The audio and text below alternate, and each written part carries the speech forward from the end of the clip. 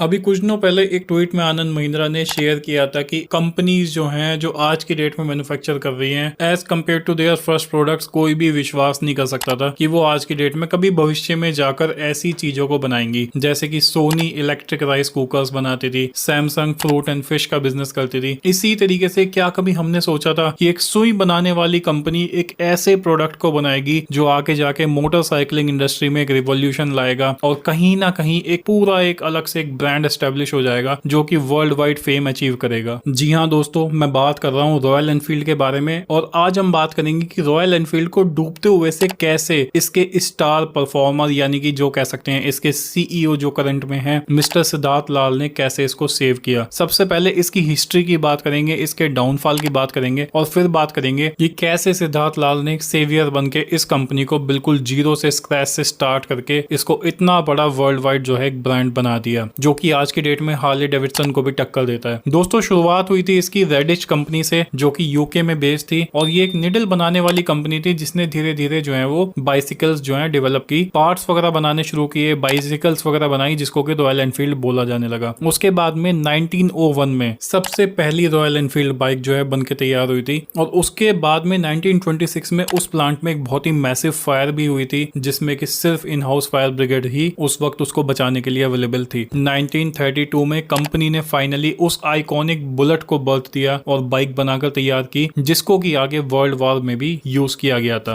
1947 में after Indian independence government ने decide किया कि उनको एक सुटेबल मोटरसाइकिल की जरूरत है जिससे कि आर्मी को उसको हैंडओवर किया जा सके और कंट्री के बॉर्डर्स की पेट्रोलिंग की जा सके। इसी को देखते हुए रॉयल एनफील्ड की बुलेट को चूज किया गया था इस काम के लिए to be the most suitable bike for this job और 1954 में गवर्नमेंट ने ऑर्डर किए 800 units of this bike in 350 CC model. Bike की मैन्युफैक्चरिंग को लेकर रेड एज कंपनी ने पार्टनरशिप की मद्रास मोटर्स के साथ में और एनफील्ड इंडिया को बनाया जो कि 350 CC royal Enfield bullet motorcycles को मद्रास में बनाते थे और उसके साथ साथ टूलिंग की जो रिस्पॉन्सिबिलिटी है वो एनफील्ड इंडिया को दी गई जिससे कि वो कंपोनेंट्स को बाइक के मैन्युफैक्चर कर सकें और 1962 के साथ साथ सारे कंपोनेंट्स जो हैं वो बाइक के इंडिया में ही बनने लगे। उसके बाद में 1990 में रॉयल एनफील्ड ने आयशर ग्रुप के साथ में कोलैबोरेट भी किया और इस ऑटोमोटिव कंपनी के साथ में फाइनली मर्जर हुआ 1994 में। 2000 में आयशर मोटर्स को एक बहुत मेजर जो है वो लॉस झेलना पड़ा रॉयल एनफील्ड की वजह से और रॉयल एनफील्ड का जो लॉस उस टाइम पे रिपोर्ट हुआ था वो हुआ था 20 करोड़, जिसकी वजह से सारे सीनियर एग्जीक्यूटिव्स ने कंपनी के डिसाइड किया कि इस बिजनेस को जो है बाइक डिवीजन को एंटायरली जो है वो शट डाउन कर देना चाहिए। उसके बाद में कुछ साल और निकले और फाइनली 2004 ने जब आयशर मोटर्स ने डिसाइड कर लिया था कि अब इस कंपनी को बिल्कुल बंद कर देना है, वहां पर उस टाइम पे जो सीईओ थे आयशर मोटर्स के विक्रम लाल, उनके बेटे सिद्धार्थ लाल ने इस कंपनी को as a COO take over करने का प्लान किया और सिद्धार्थ लाल का बहुत पैशन था बाइकिंग के थ्रू। उन्होंने कंपनी को as head of sales marketing and product development जो है वो ज्वाइन किया और उन्होंने रिक्वेस्ट किया सभी स्टेक होल्डर्स से कि वो रॉयल एनफील्ड को कंप्लीटली रीवैम्प करना चाहते हैं जिससे कि सारे बोर्ड मेंबर्स जो हैं लकीली उस टाइम पे एग्री भी हो गए। सिद्धार्थ लाल ने उसके बाद में इस कंपनी के अंदर रिवॉल्यूशनरी चेंजेस करे। उनके रिवाइवल प्लान में सबसे पहले उन्होंने ये डिसाइड करा कि सारा का सारा फोकस कंपनी का आयशर मोटर्स का रॉयल एनफील्ड पे होना चाहिए सबसे पहले। उसके लिए उन्होंने सबसे पहले एनफील्ड का जो नया जयपुर प्लांट था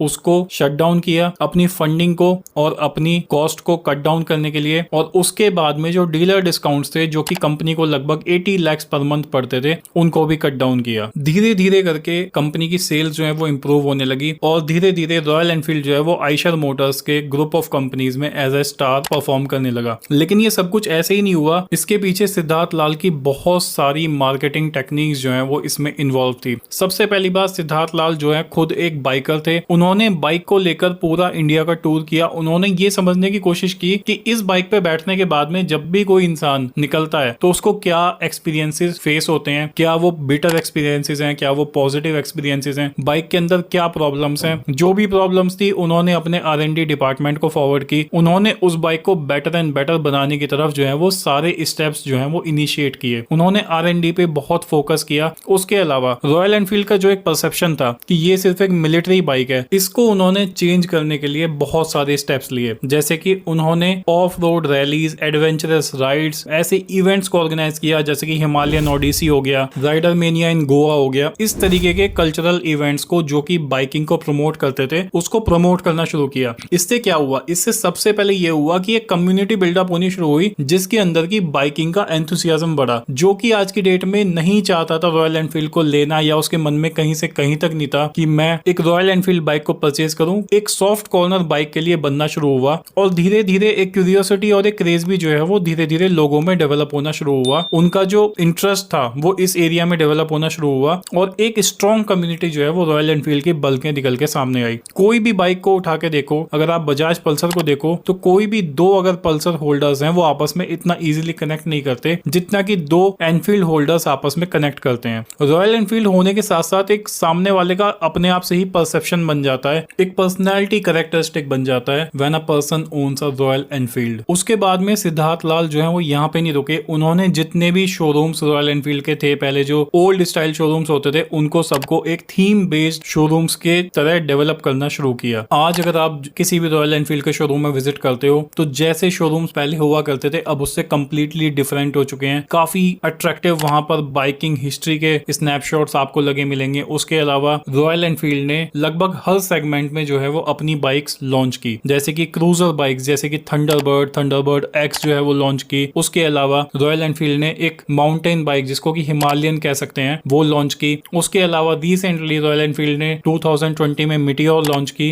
कैफे रेसर, कॉन्टिनेंटल जीटी और अभी रिसेंटली जो है रॉयल एनफील्ड ने हंटर बाइक लॉन्च की है। ये सारी बाइक्स को अगर आप देखोगे तो इन सभी का जो है सेगमेंट बिल्कुल अलग है। कॉन्टिनेंटल जीटी को देखो, हंटर को देखो, मिटियोर को देखो, सबकी जो नीड्स हैं, सबके जो टारगेट ऑडियंस हैं वो बिल्कुल अलग है। सिद्धार्थ लाल ने सबसे ज्यादा फोकस करा अपने R&D डिपार्टमेंट में। किसी भी ब्रांड के लिए अगर वो अलग अलग सेगमेंट्स में कोई बाइक लॉन्च करता है, जैसे कि कोई अगर कैफे रेसर बाइक है या फिर कोई आपकी माउंटेन बाइक है या फिर कोई क्रूजर बाइक है, तो उसके लिए प्रॉपर आपकी R&D लगती है और प्रॉपर उसके पीछे काफी हार्ड वर्क लगता है, डिजाइनिंग लगती है कि कैसा वो बाइक परफॉर्म करेगी रियल वर्ल्ड सिनेरियो में। उसके अलावा उन्होंने अपने इंजन के रिफाइनमेंट पे भी काफी काम किया, जैसे कि पहले गियर शिफ्टिंग जो है वो राइट फुट में आती थी, उसको लेफ्ट फुट में कन्वर्ट किया। अभी आजकल बाइक्स में सेल्फ स्टार्ट देखने को मिलता है, जबकि पहले किक स्टार्ट आती थी और उसमें भी बहुत ज्यादा मिस के चांसेस होते थे, जिससे काफी ज्यादा वो बिटर एक्सपीरियंसेस होते थे। इन सारी चीजों को रॉयल एनफील्ड ने डे बाय डे जो है करके सिद्धार्थ लाल के गाइडेंस में इसको इंप्रूव किया और उसके साथ साथ ये कंपनी ग्रो होती चली गई। 2014 में रॉयल एनफील्ड ने अपना एक अपैरल डिवीजन भी लॉन्च किया, जिससे एक बिल्कुल कंप्लीटली जिसको कह सकते हैं कि सेफ्टी को ध्यान में रखते हुए इन्होंने मोटरसाइकिल गियर को लॉन्च किया, जिसमें कि अलग अलग तरीके के अपैरल्स, चाहे वो आपके ऑल सीजन जैकेट हो, आपके हेलमेट्स हो, आपके ग्लव्स हो, ये सारे उन्होंने लॉन्च किए along with the accessories that were already offered on the royal Enfield bikes. 2015 में रॉयल एनफील्ड की सेल्स ने हार्ले डेविडसन की सेल्स को ग्लोबली जो है वो बीट कर दिया और रॉयल एनफील्ड मार्केट लीडर बन गया इंडिया में 250 सीसी एंड अबव बाइक्स के केस में। 18 सितंबर 2017 ने रॉयल एनफील्ड ने अपनी क्लासिक 350 और क्लासिक 500 बाइक्स की सीरीज को लॉन्च किया और 2018 ने Vikram Lal, father of Siddhartha Lal, became the 14th richest person in India. Royal Enfield ने इसके साथ साथ अपने R&D सेंटर को लंदन में भी डेवलप किया।